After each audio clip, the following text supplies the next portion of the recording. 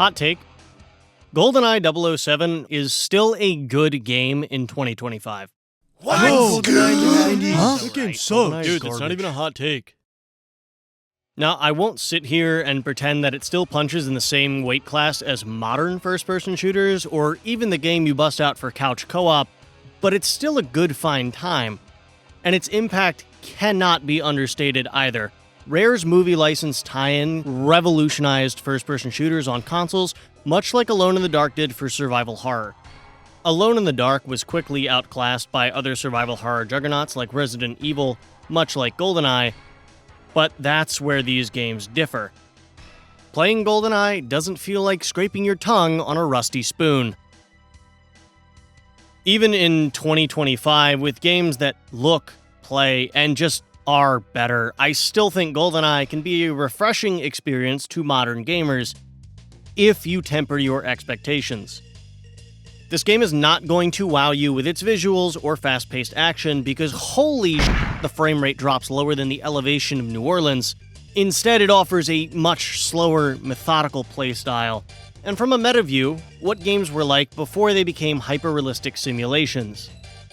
And honestly, it's refreshing to play a game that still feels like a game. It tries to be realistic, but you can see the cracks and the concessions that had to be made due to the hardware, creating a very distinct 90s feel. To illustrate what I mean, let's focus on the presentation. Look at the 7th level on the frigate.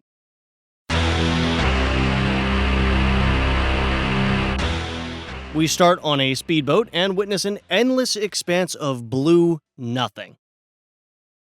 Obviously, we fill in the gaps to infer that this is the middle of the ocean. And it's the fact that we know precisely what the game is showing, but can't, that creates that weird uncanny valley effect. It's just you, the void, and this big gray block.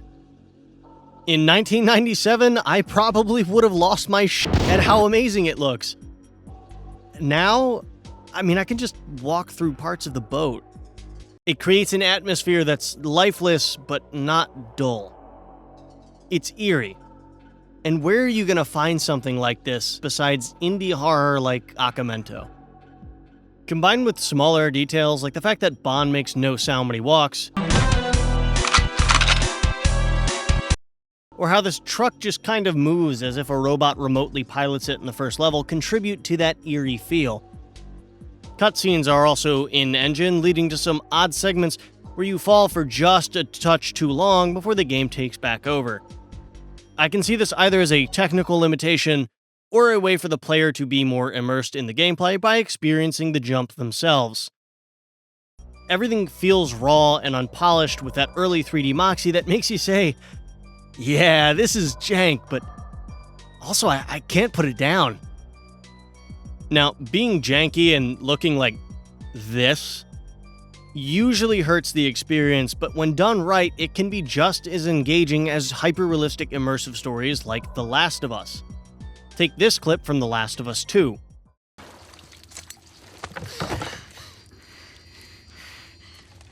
Don't make a fucking sound. Hands up.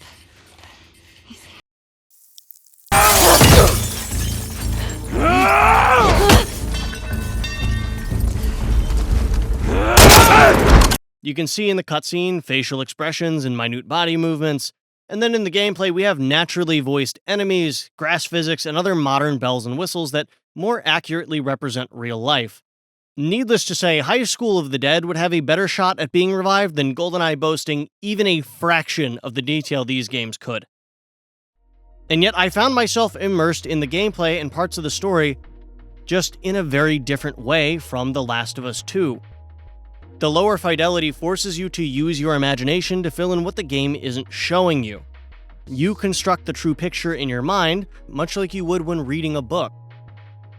There's a whole optional sequence between Bond, Natalia, and the guard in Bunker 2, where we see our protagonists scheming to get out. Bond fakes sickness, and then Natalia chastises him for such a ploy to escape. But there's no voice acting. The models hardly move except for looking at who's speaking, and that's it. But if you pay attention, you can see how this is supposed to play out in your head. The game shows you just enough to form that image in your mind. Most games will just tell you that with its visuals nowadays, which is perfectly fine, but GoldenEye requires that active choice to envision what is going on. And it is this active choice to enjoy the game that makes GoldenEye worth playing. Many modern games are designed to be easy to understand and pick up, but GoldenEye is from a different era where details aren't spoon-fed to you. The consoles just couldn't do it. It creates a completely different experience from games nowadays, and for better or worse, this also applies just as much to the gameplay as it does to the presentation. Now, if GoldenEye was functionally a bad game, I wouldn't be making this video. There'd be no reason to play it yourself, you could just watch somebody else. Thankfully, there is actually substantive gameplay. In fact, the shooting is quite good for pre-dual stick controls. A properly functioning N64 stick is tight and responsive, or if you emulate it like I had to for footage, the keyboard and mouse are phenomenal. And before anyone eats my ass for saying the controls aren't dookie, pause the game, switch the controls to 1.2, and hold your controller with the left hand on the left prong and right hand on the middle. Now it plays pretty close to modern shooters. This has been my PSA. Now, as for what you do with these controls, it's still rock solid. Level completion isn't always a linear race forward until you win. You may need to hack into a computer system, destroy alarms, or even meet with an ex-KGB agent to get valuable intel on the antagonists. While I really appreciate the varied mission objectives, many of them will taunt you silently as you bumble around figuring out what the f*** you're supposed to do exclusively with trial and error. And frustrating as that is, I respect that this was likely an intentional design choice that encourages the player to slow down and methodically work through every level over and over until you can clear it quickly, much like Bond would actually need to. And for many levels, once you do figure out what to do, missions are quick and speedrunning is encouraged to unlock cheats. And that's when GoldenEye shines brightest. Once you can zip through levels, you feel like a god.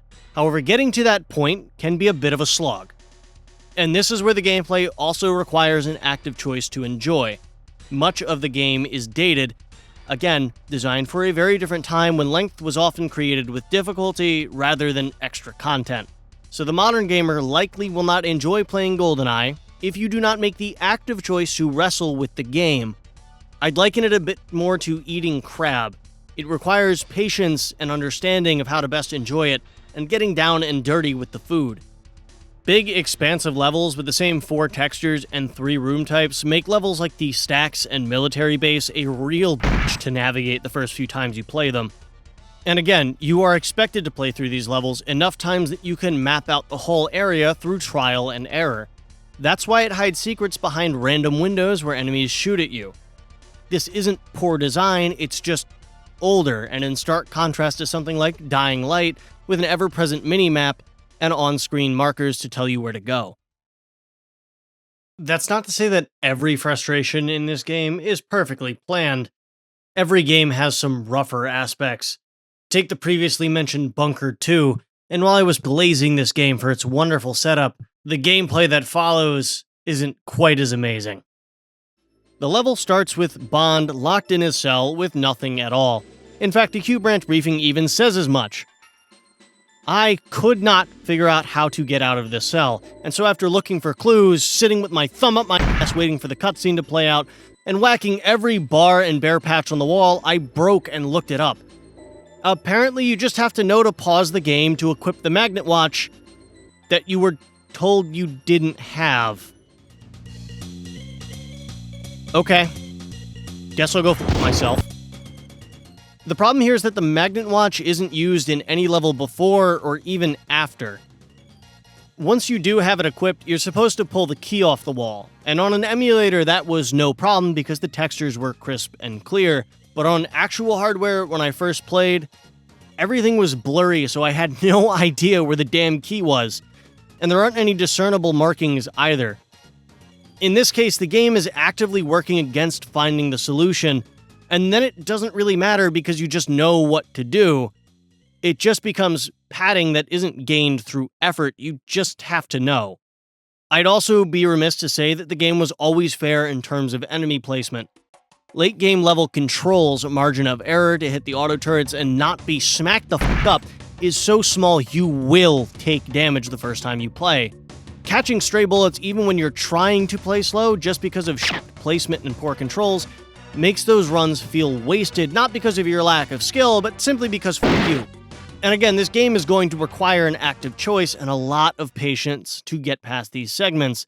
And thankfully, these moments of frustration are far more infrequent than most of the banger levels. The first level, Damn, slaps and is everything it should be on all difficulties.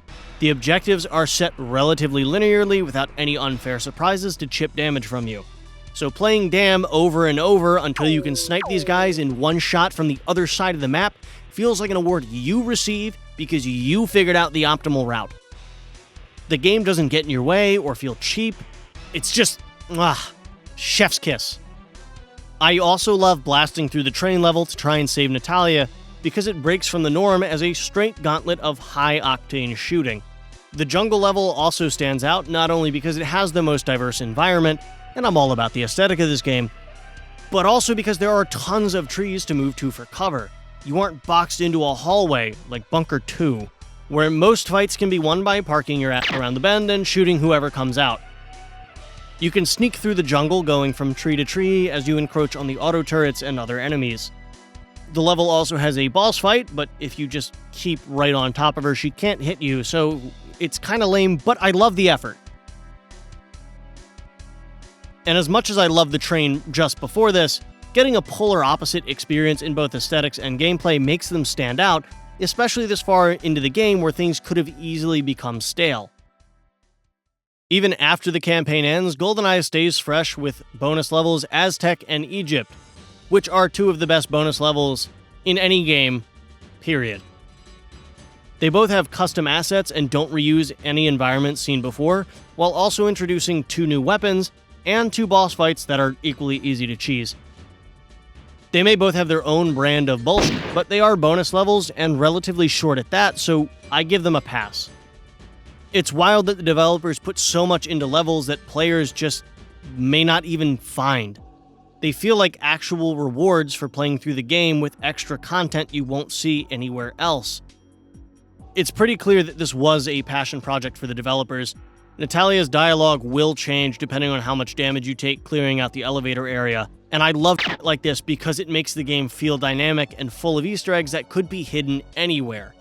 But perhaps the most interesting is that there are a ton of guns in this game that only get used in 1, maybe 2 levels. Like the shotgun. It's the same with the Phantom. And weapons aren't carrying from level to level, and the multiplayer was also an afterthought added in basically just before shipping, so I have to wonder why they took the time to add in the shotgun when it gets used for less than half a level. The only other reason I can think of is the all guns cheat, but even then you have to beat nearly every challenge the game has to get access to the cheat. It's also possible that adding a gun to the game was just not as difficult as it might be nowadays, but my point still stands that it doesn't feel very efficient. There's a level of care and passion in this game that is palpable if you take time to play through the game and sit with it. And now you're probably wondering my thoughts about the legendary multiplayer of GoldenEye. Yeah, it's there. I mean, it's fun, but compared to literally any other shooter, it's bare as hell. I respect what it did, but unless it's specifically to play GoldenEye, Perfect Dark has basically the same multiplayer with extras, so if I'm ever busting out the N64 for a multiplayer shooter, I'm just going to play Perfect Dark. Despite being outclassed by games as early as its spiritual successor, I still love GoldenEye. This was the first N64 game I ever owned, and while I absolutely f***ing despised it at the time because of the controls, my appreciation for it has grown as I have. The distinct 5th generation atmosphere imparts an uncanny charm that requires the player to imagine it in their heads in stark contrast to games of today. And I can't emphasize enough that modern gamers need to keep the context of the late 90s in mind. It expects you to eat and figure it out with relatively little prompting. GoldenEye hasn't aged like a prepackaged salad mix. It's aged more like a fine wine that has since turned into vinegar. You can't expect to enjoy the vinegar the same way you enjoyed that glass of wine, just like you can't play GoldenEye with the same expectations of modern first-person shooters. If you enjoy retro games or are curious about what this game did for console first-person shooters, I implore you to play it. Also, that soundtrack is banger.